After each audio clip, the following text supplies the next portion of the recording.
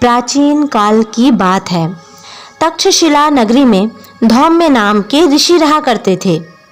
उनके 3 प्रधान शिष्य थे, आरुणि, उपमन्यु और वेद। इनमें से आरुणि बड़ा ही आज्ञाकारी शिष्य था। एक दिन की बात है, भयंकर बारिश हो रही थी। गुरुजी ने आरुणि को खेत पर मेड़ बांधने के लिए भेजा। गुरु की आज्ञा से आरुणि बारिश में भीगते हुए तुरंत खेत पर चला गया।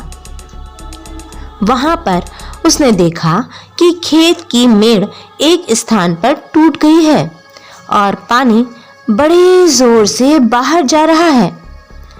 आरुणि ने वहां पर मिट्टी रखकर मेड़ बांधने की कोशिश करी, परंतु बारिश बहुत तेज हो रही थी, इसलिए काफी प्रयत्न करने के बाद भी वह मेड़ को बांध नहीं सका। वह मेड़ बांधने में असमर्थ हो गया। आरुणि परेशान हो गया। बहुत सोचने पर उसे एक उपाय सूझा। आरुणि मेड़ की जगह स्वयं लेट गया। इससे पानी का बहाव रुक गया। लेकिन काफी समय बीतने पर जब आरुणि वापस नहीं आया, तब ऋषि ने अपने शिष्यों से पूछा, अरे इतनी देर हो गई है, आरुणि कहाँ है? शिष्य ने कहा, गुरुजी, आपने ही तो उसे खेत की मेड़ बांधने के लिए भेजा था, तब से वो लौटकर नहीं आया।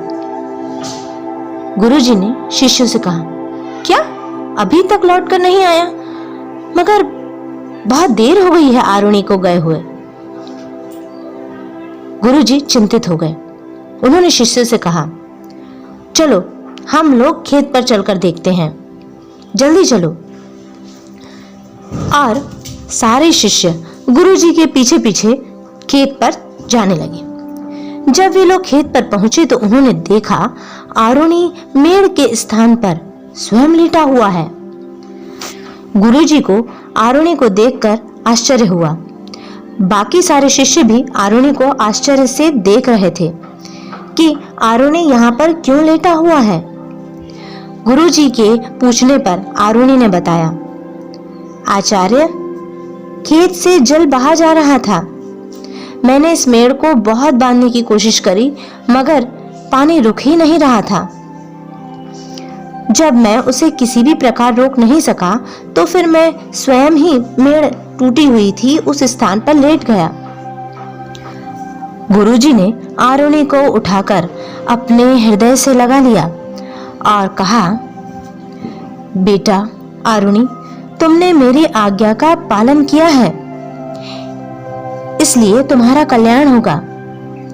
सारे वेद और धर्मशास्त्र तुम्हें ज्ञात हो जाएं, ये मेरा आशीर्वाद है तुम्हें। इस प्रकार आरुणि ने गुरुजी की आज्ञा का पालन किया और गुरुजी ने प्रसन्न होकर आरुणि को आशीर्वाद दिया।